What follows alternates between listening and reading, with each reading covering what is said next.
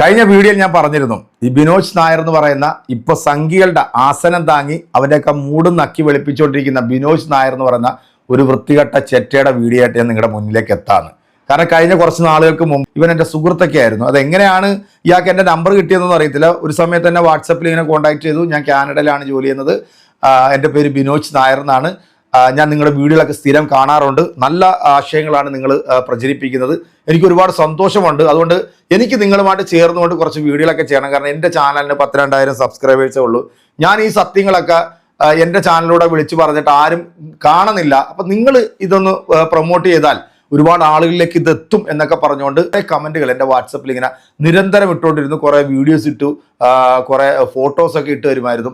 അപ്പം ഞാൻ വിചാരിച്ചു ശരി, ഓക്കെ, ഇയാൾ നോക്കുമ്പോൾ നമ്മളെക്കാട്ടിയൊക്കെ കുറച്ച് എന്താ പറയുക വിവരമുള്ള ഒരാളാണ്. കാരണം ആധികാരികമായിട്ട് ഇന്ത്യയിൽ നടക്കുന്ന പ്രശ്നങ്ങൾ അല്ലെങ്കിൽ മറ്റ് രാജ്യങ്ങളിൽ നടക്കുന്ന പ്രശ്നങ്ങളെ കുറിച്ചിട്ടൊക്കെ ചർച്ച ചെയ്യുന്ന ഒരാളായതുകൊണ്ട് എനിക്ക് അതിൽ നിന്ന് കുറച്ച് എന്താ പറയുക അറിവ് കിട്ടുമല്ലോ എന്നൊക്കെ വിചാരിച്ച് ഞാൻ ഈ വീഡിയോ ഒക്കെ ചെയ്തു.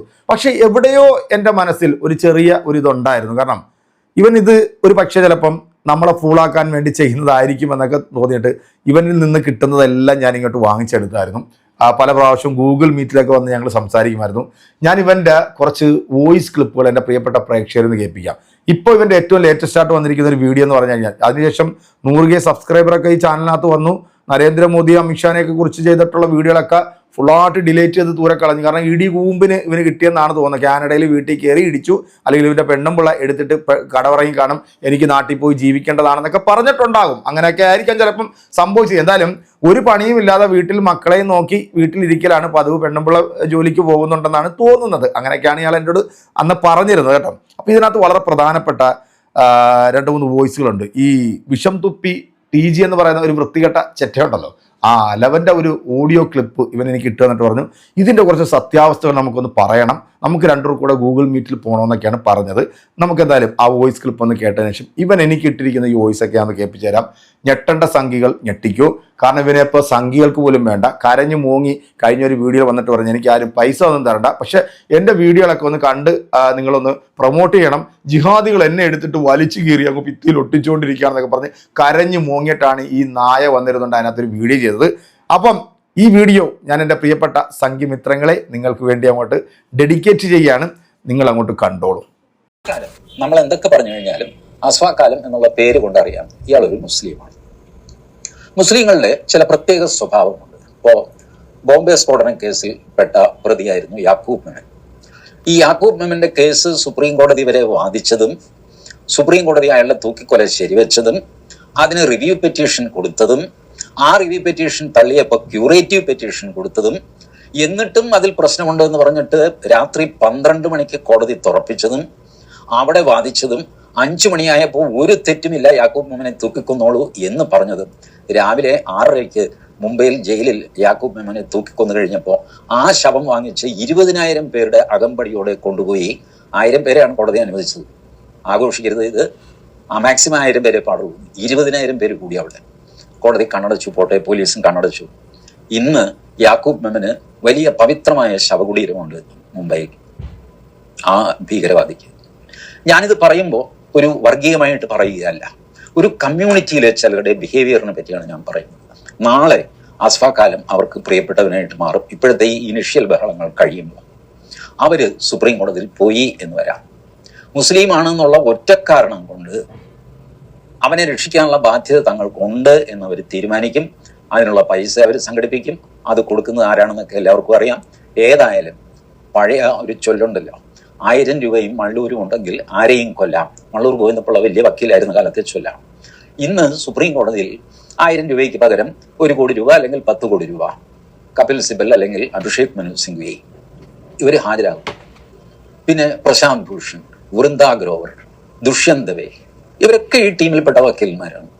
ഇവരൊക്കെ ഹാജരാകും. അല്ലെങ്കിൽ ഇവരുടെ ബാറ്ററി ഓഫ് ലോയേഴ്സ് ഹാജരാകും. ആകെ അവർ തർക്കിക്കുന്നത് ഇതായിരിക്കും, ദൃക്സാക്ഷിയില്ല.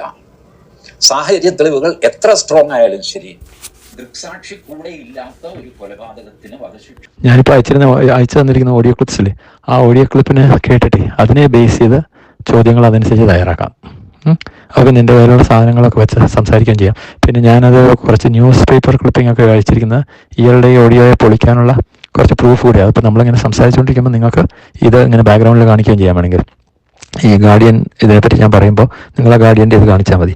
അങ്ങനെ ഫോർ എക്സാമ്പിൾ അങ്ങനെയുള്ള കാര്യങ്ങളാണ് ഞാൻ ഉദ്ദേശിക്കുന്നത് കേട്ടോ. അപ്പോൾ അങ്ങനെ ചെയ്താൽ മതി. അപ്പോൾ ആളുകൾക്ക് അത് കാണുകയും ചെയ്യാം, നമ്മൾ വെറുതെ പറയുകയല്ല എന്നുള്ളവർക്ക് മനസ്സിലാവുകയും ചെയ്യും. നിങ്ങൾക്ക് സമയമുണ്ടെന്നുണ്ടെങ്കിൽ നമുക്ക് നാളെ രാവിലെ നാളെ അവിടുത്തെ വൈകുന്നേരം ഈ സമയത്തോ രാത്രി 8 മണിക്കോ, അവിടെ 8 വേണ്ട, ഒരു 8:30 വേണമെങ്കിൽ നോക്കാം. നാളെ അവിടുത്തെ വൈകിട്ട് 8:30 പറ്റുന്നതാണെങ്കിൽ നമുക്ക് ചെയ്യാം. അതൊന്ന് കേട്ട് നോക്കിയിട്ട് പറയൂ കേട്ടോ. ശരി, ഓക്കെ.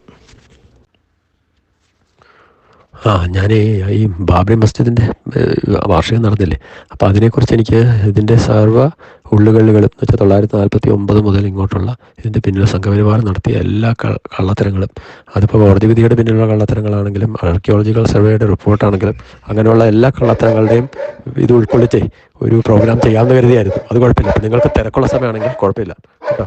ഉമ്മയുടെ അസുഖം വേഗം നന്നാവട്ടെ, വീട്ടിലെത്തിയിട്ട് ഞാൻ പ്രാർത്ഥിക്കാം കേട്ടോ. ഓക്കെ, സൗകര്യമുള്ളപ്പോൾ അറിയിച്ചാൽ മതി. നമസ്കാരം, എന്തുണ്ട് വിശേഷം? പിന്നെ കൊല്ലത്ത് ഷാജഹാൻ്റെ ഇപ്പോൾ പ്രശ്നം നടന്നില്ലേ, അത് തീരെ നമ്മൾ ലൈറ്റായിട്ട് എടുക്കരുതാത്തൊരു പ്രശ്നമാണെന്ന് എനിക്ക് തോന്നുന്നു. അത് ചിലതിൻ്റെ എല്ലാം ഒരു തുടക്കമാണ്. അത് പോലീസിനകത്ത് ഭയങ്കര കളികൾ നടക്കുന്നുണ്ട്. എനിക്കതിൻ്റെ കുറച്ച് ഇൻഫർമേഷനൊക്കെ ഉണ്ട് എൻ്റെ കയ്യിൽ. ഞാൻ അത് നിങ്ങളുടെ ചാനലിലെ നമുക്കൊരു ചെറിയൊരു ചർച്ച പോലെ അത് ചെയ്യാൻ താല്പര്യമുണ്ടെങ്കിൽ നമുക്ക് ചെയ്യാം.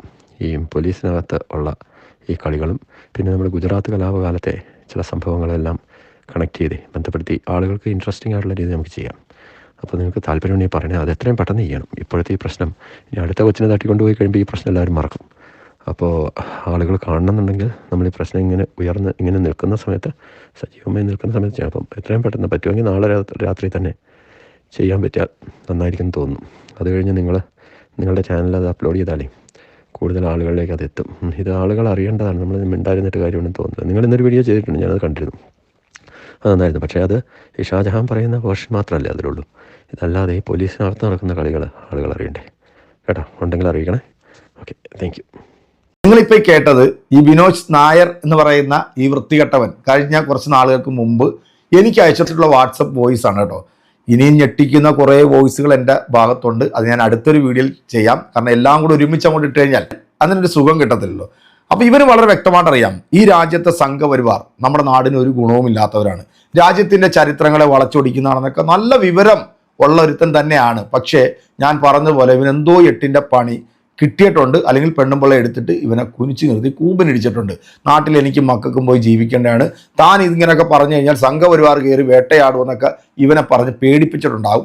അതല്ലെങ്കിൽ ഏതെങ്കിലും സംഘി ഇവൻ എന്തെങ്കിലും ഓഫർ ചെയ്തിട്ടുണ്ടാവും. പക്ഷേ ഇവൻ്റെ വീഡിയോകളൊന്നും ഇപ്പോൾ റീച്ച് ആകുന്നില്ല, അല്ലെങ്കിൽ ഇവൻ്റെ വീഡിയോകളൊന്നും ആരും കാണുന്നില്ല. കാരണം ഇവൻ്റെ വീഡിയോകൾ ഇവിടെ കണ്ടുകൊണ്ടിരുന്നത് നിഷ്പക്ഷവാദികളായിട്ടുള്ള മനുഷ്യരായിരുന്നു. പക്ഷേ ഇവൻ ചാണകം ചവിട്ടിയതോടുകൂടി ആ ആളുകളെല്ലാം ഇവനെ അങ്ങ് തഴഞ്ഞു. പല ആളുകളും എനിക്കിപ്പം മെസ്സേജ് ഇടുന്നുണ്ട്. ഞാൻ ഇവൻ്റെ വീഡിയോ, അത് ഹൈന്ദവ മത വിവാഹത്തിൽപ്പെട്ടിട്ടുള്ള ഒരുപാട് സഹോദരങ്ങൾ എനിക്ക് മെസ്സേജ് ഇടുന്നുണ്ട്. ഞങ്ങൾ ഇയാളുടെ വീഡിയോകളെല്ലാം കണ്ടുകൊണ്ടിരുന്നതാണ്, നിങ്ങളുടെ ആയിരുന്നു ഇയാളുടെ വീഡിയോയിൽ ഞങ്ങൾ ശ്രദ്ധിച്ചത്. ഇപ്പോൾ ഈ വൃത്തികെട്ട ചെറ്റയുടെ വീഡിയോ ഒന്നും കാണുന്നില്ല എന്ന് പറഞ്ഞുകൊണ്ട് ഇവരെനിക്ക് മെസ്സേജ് അയക്കുന്നുണ്ട്. അപ്പോൾ ഇവൻ്റെ വീഡിയോ കാണുന്ന ആളുകൾ ഇവന് നല്ല പച്ച തെറിയാണ് വിളിച്ചുകൊണ്ടിരിക്കുന്നത്. കാരണം എന്താണ്, ഇത്രയും നാളും സംഘപരിവാറിനെ എടുത്ത് കീറി ഒട്ടിച്ച ഇവൻ പെട്ടെന്ന് ഒരു സുപ്രഭാതത്തിൽ മലക്കം പറഞ്ഞുകൊണ്ട് സംഘപരിവാറിൻ്റെ ആസനവും കോണവും നക്കി വെളുപ്പിക്കുന്ന ഒരു വൃത്തികെട്ട ഊളയാണെന്ന് അവർക്ക് മനസ്സിലായത് കൊണ്ട് തന്നെയാണ്. എന്തായാലും എൻ്റെ പ്രിയപ്പെട്ട സുഹൃത്തെ, ഇപ്പോഴത്തെ സംഘമിത്രമേ, നീ ഇത് കാണുന്നുണ്ടെങ്കിൽ നീ ഒരു വീഡിയോ ഇതിനെക്കുറിച്ചിട്ട് ചെയ്യ്. എന്നിട്ട് വേണം എനിക്ക് ബാക്കി വോയിസും കൂടെ ഒന്ന് പുറത്തോട്ട് വിടാൻ. എൻ്റെ പ്രിയപ്പെട്ടവരെ, നിങ്ങളിത് മനസ്സിലാക്കുക. ഒരിക്കലും നമ്മൾ നമ്പാൻ പാടില്ലാത്ത ഒരു വിഭാഗം എന്ന് പറയുന്നത് ദൈവനെ പോലുള്ള ആണും പെണ്ണും കെട്ട ശിഖണ്ഡികളാണ്. 2 വള്ളത്തിൽ ചവിട്ടിക്കും. ഈ വള്ളം അകന്നു പോയാലുണ്ടല്ലോ നിന്റെ കവ 2ആയിട്ട് അങ്ങ് കീറിപ്പോവും. ഏതെങ്കിലും ഒരു വള്ളത്തിൽ ഉറച്ചു നിൽക്കുക. സംഖ്യകൾക്ക് വളരെ വ്യക്തമായിട്ട് അറിയാം, ഇവൻ ഇന്ന് സംഘപരിവാറിനെ അനുകൂലിച്ചാൽ നാളെ സംഘപരിവാറിനെ തള്ളിക്കൊണ്ടുവരും എന്നുള്ളത്. അതുകൊണ്ട് തന്നെയാണ് ഇവർ ഈ വീഡിയോ കാണാത്തതും ഇവനെ അംഗീകരിക്കാത്തതും. അതിൻ്റെ ഒരു മോങ്ങലും കരച്ചിലും ഒക്കെയാണ് നിങ്ങൾ എൻ്റെ കഴിഞ്ഞ വീഡിയോയിൽ കണ്ടത്. എൻ്റെ പ്രിയപ്പെട്ടവരെ, ആർക്കെങ്കിലും എന്തെങ്കിലും ചെയ്യാൻ പറ്റുമെന്നുണ്ടെങ്കിൽ വല്ല നക്കാപ്പിച്ച ഇവൻ്റെ അക്കൗണ്ടിലേക്ക് ഒന്ന് ഇട്ട് കൊടുത്തില്ല. അവൻ പിഴച്ചു പൊക്കോട്ടെ. കമൻറ്റുകൾ അറിയിക്കണം. ബൈ.